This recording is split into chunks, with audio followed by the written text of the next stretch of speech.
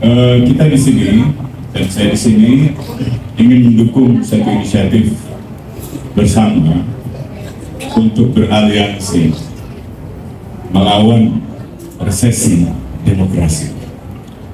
Kita di sini berkumpul untuk membangun persatuan perjuangan dari berbagai kalangan, baik aktivis, akademisi, budayawan, seniman, atau musisi, untuk menjaga agar demokrasi kita tidak semakin mengalami resesi.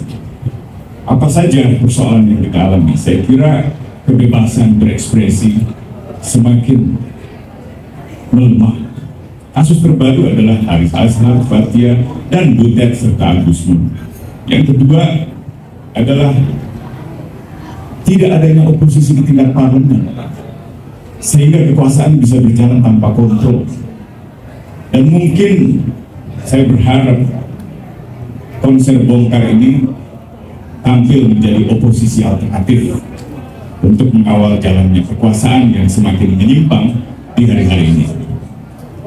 Ketiga, saya kira yang juga penting adalah sebenarnya kalau kita menghadapi penggerusan kebebasan berekspresi, penggerusan oposisi parlemen, kita masih tetap disebut sebagai negara demokrasi karena punya pemilihan umum secara langsung yang jujur, yang adil.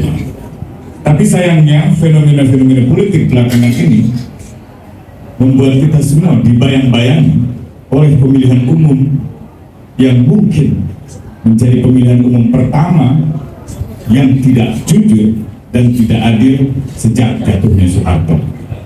Dan kami semua di sini menolak itu dengan berbagai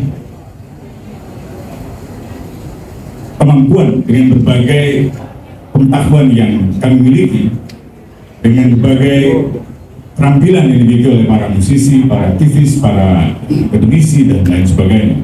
Saya pribadi merasa mendapat kehormatan untuk bisa ikut meramaikan konser bongkar ini.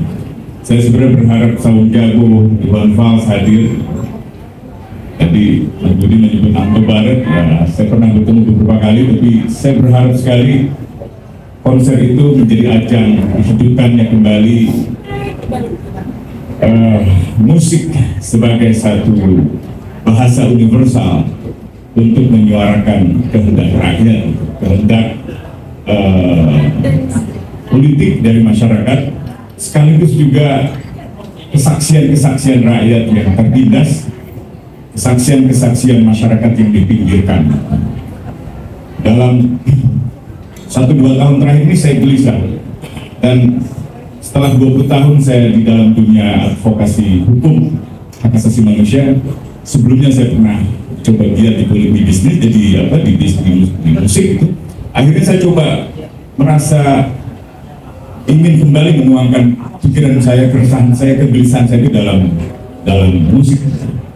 Jadi sejak tahun lalu saya banyak bertemu dengan Once, dengan Fathia Merah, dengan banyak kalangan musisi lainnya, dan saya coba menuliskan kegelisahan saya itu dalam sejumlah lagu.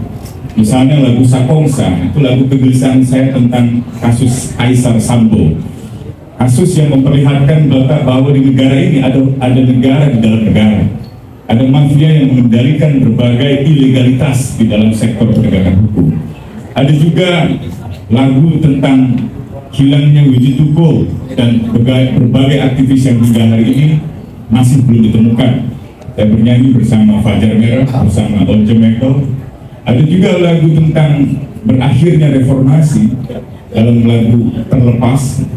Bahkan ada juga lagu tentang sikap saya untuk menolak partai-partai menjadi alat-alat oligarki dalam lagu Pusing Oligarki. Ada lagu tentang Rempang, bagaimana masyarakat setempat melawan investasi asing yang diputuskan oleh negara tanpa proses partisipasi masyarakat.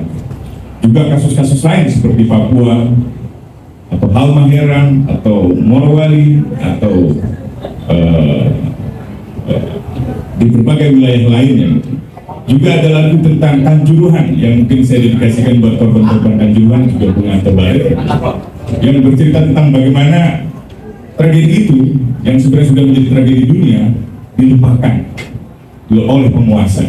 Hingga hari ini mereka terus berjuang mencari kebenaran, mencari keadilan. Mudah-mudahan kontribusi-kontribusi itu bisa sedikit menambah apa yang bisa saya lakukan untuk membangun kekuatan masyarakat gitu ya, melalui jalan kebudayaan, melalui jalan seni. Ketika jalan politik formal mengalami kemacetan, ketika jalan hukum yang formal mengalami kemacetan. Mudah-mudahan dengan konser ini ada begitu banyak masyarakat yang hadir, dan mudah-mudahan konser ini bisa menyebar ke berbagai wilayah, menjadi konser-konser bongkar yang ada di berbagai wilayah Indonesia untuk membongkar segala kebusukan, segala penyelewengan kekuasaan yang mematikan agenda-agenda reformasi, memundurkan jalan reformasi ke titik nol, baik itu pemberantasan korupsi, penegakan hak asasi manusia, maupun perlindungan lingkungan hidup dengan hancurnya begitu banyak hutan-hutan. Barangkali itu saja yang bisa saya sampaikan, mudah-mudahan bermanfaat. Terima kasih banyak.